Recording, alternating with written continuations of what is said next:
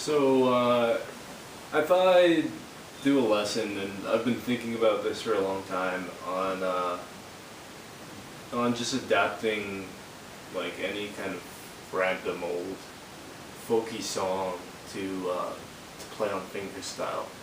So the practical aspect of this, I'd say most of all, is just if you want to play a song, include a song in your repertoire, or you know, if you can apply this method to like lots of new songs to your repertoire without necessarily having like a set arrangement for the song. Without having a set arrangement, and also having a desire to not just play like, you know, just open chords, but instead do something fingerstyle-y.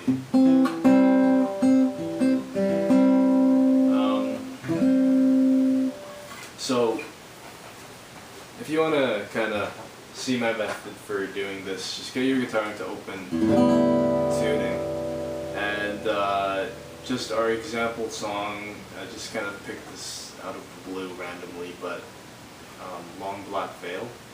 So if you don't know the song and want to kind of get into this lesson, maybe just check out a version of it. The band has a good version. Joni Mitchell and Johnny Cash do a duet on YouTube.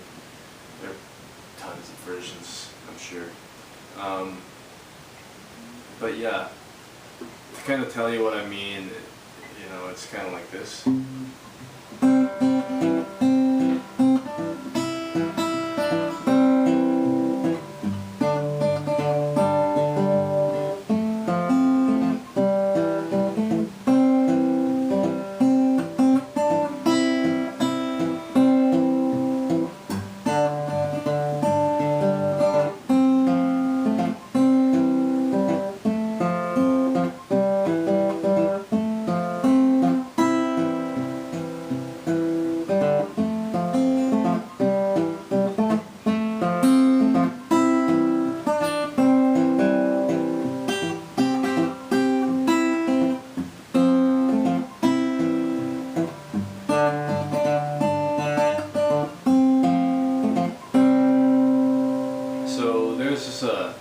Sample chorus of it, and I guess what it really consists of is just knowing the common bass lines to play on a C chord, on a G chord, F, E, all the usual suspects in open position.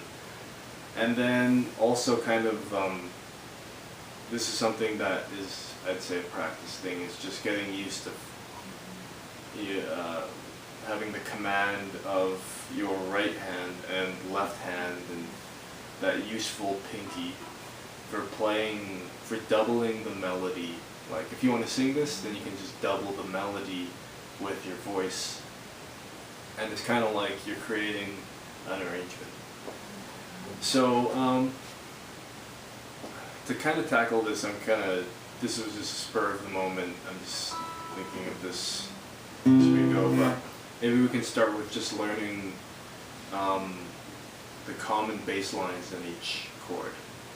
So for C, and this is a lot of review probably, so you can skip ahead maybe if this is something that you're more familiar with, but for C it's usually like, there's your C chord, 3rd fret of the A string and 2nd fret of the D string. For G, it's usually 3rd fret of the bottom E string to the open D string. Or you can also go like to the 2nd fret of the A string. Or even use both. Like that. With F, it's usually like alternating bass line. 1st fret of the bottom E to the 3rd fret of the D string. I mean, I suppose you could also go like hit the 3rd, so like a 1st fret of the bottom E to the open A, but that's not as common. And one thing I'm kind of realizing now is like how useful it is to even if it's breaking the rules and you get this feeling, this aching pain that you're doing something bad, just peeking over your thumb and fretting an F chord like this. For E, it's usually, again, an octave thing, so like open E to the second fret of the D string. What other open chords? So for D, I've never really come upon a set rule for D, but you know, I guess it depends on the song. But maybe like an A to the D. So 5-1, 5-1.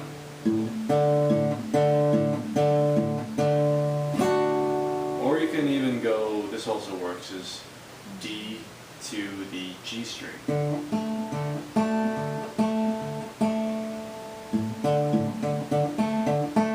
Both work, I guess.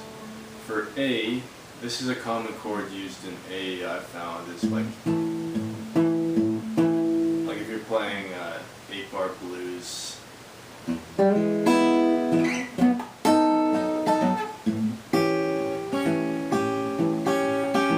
It's like a bar across the top 4 strings on the 2nd fret, and then you know, you can do stuff like this or play it as a dominant chord. But anyways, it's usually like bass line between the open A and the 2nd fret of the D string. And you know, this works for if you want to just play it like this or all your A chords. That's the gist of that though. And you know, since these folky songs always seem to be 1-4-5, you know, I find myself playing in C a lot, so that involves, as in Long Black Veil, as I just played earlier, or in E, like,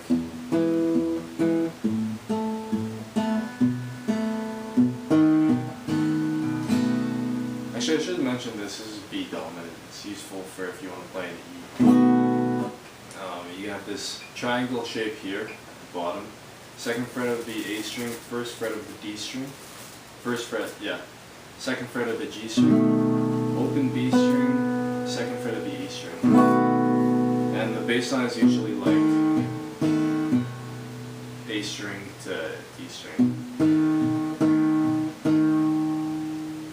And I get this from Mississippi John Hurt, and I noticed Fahey does this too, is he mutes the first note of the alternating bass and then really pushes through the note that he alternates with. So for instance, in this B, he's kind of dulled out, muted a bit, first note. And then, although you're technically just hitting that D string, you can kind of push through with your thumb and catch other strings and give it a fatter sound. And let it also kind of resonate a little more. These aren't like truths or anything, this is just what I've come upon personally. Anyways, enough of that. So we'll call that the first step 1 is the bass, figuring out your bass lines, and also, I guess, alongside that, the chords in the song that you're playing. So Long Black Veil, it's step C, and then it involves the F, as I mentioned earlier. This is probably the 3rd time, and the G. Next is the melody, and to do this, you'll, you know, maybe just separate it off from the bass line, so you can only, so that you're thinking of one thing at a time. But if you do separate it off the treble side, kind of isolate it, just remember that you'll have fingers once you put it together in the bass line on the treble part that are locked down playing the bass line, you know, which seems obvious, but I find myself in that position where I've been learning this melody and using all my fingers, but then come to put them together and I don't have, you know, this or that finger anymore to play the melody. So just keep that in mind, I guess. So then, you know, you just want to figure out the melody, which there's almost always a way to play the melody with the chords that you're given. And if there isn't, which is sometimes the case, I guess, then maybe just change keys. So C, you have so much mobility, I've found, with playing the melody along with the chords. E is also good, and you know, I guess all the keys are good, A, D, etc. C is probably, for me, I found one of the best. Then you just want to play the melody a bit, so just kind of figure it out within open position.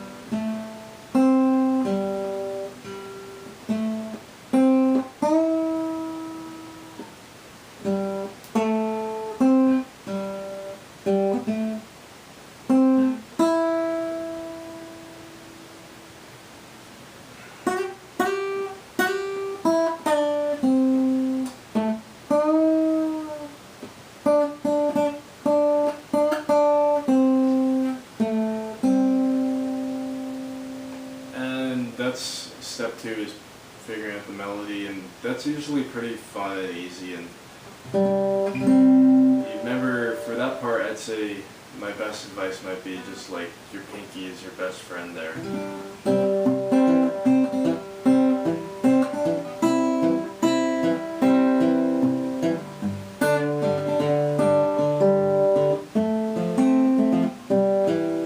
And oftentimes, also, the notes that you want to play in the melody are already within the chord, so the chord does all the work for you.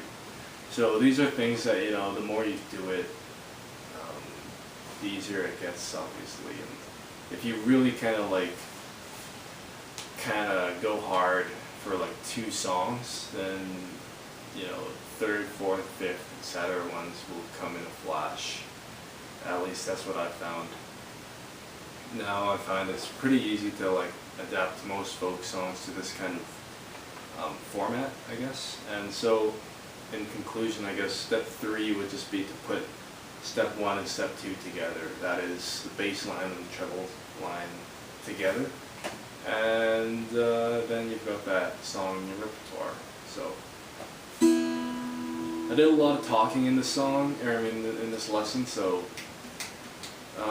sorry about that, but yeah, I thought I'd just go over this. Let me know if you have any thoughts or anything and stuff like that. Thanks for watching.